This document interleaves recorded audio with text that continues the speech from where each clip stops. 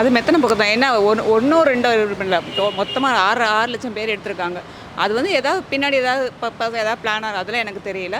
But அது வந்து மெத்தனை போக்கு தான். அது வந்து இத வந்து தெரியாம பண்ணது அப்படிங்கிறத அக்செப்ட் பண்ணிக்க முடியாது பீகார்ல. இப்போ அந்த 6 லட்சம் வாக்காளர்களுக்கு தமிழகத்துல வந்து வாக்குரிமை கொடுக்க போறாங்கன்ற மாதிரி சில பேச்செல்லாம் போயிட்டு இருந்தது. அப்படி அவங்க அப்படி குடுக்குறாங்க அப்படின்றபோது இது வந்து பிஜேபிக்கு வந்து இந்திய தேர்தல் ஆணையம் வந்து துணை போகுது. அவங்களோட ஆட்சிக்கு வர்றதுக்காக தான் இந்த மாதிரி சில விஷயங்கள்லாம் பண்றாங்க. அவங்க தெரிஞ்சுதான் பண்றாங்கன்ற மாதிரி சில பேச்சுக்களும் போகுது. இது உண்மையா இருக்கும் நீங்க நினைக்கிறீங்களா? இல்ல அப்படி உண்மையா இருக்கிறதுக்கு வாய்ப்பு இல்ல.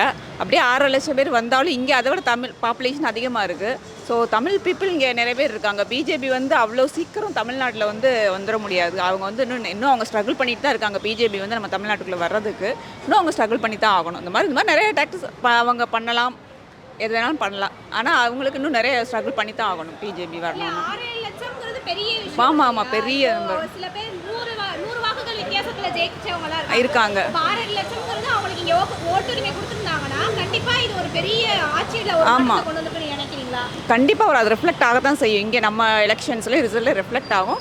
பட் அதுக்கு இங்கே நம்ம தமிழ்நாடு கவர்மெண்ட் சும்மா இருக்க மாட்டாங்க இல்லையா? அதுக்கு அவங்க இங்கே நம்ம என்ன ஆக்ஷன் எடுக்கணுமோ அதை எடுக்க தான் செய்வாங்க.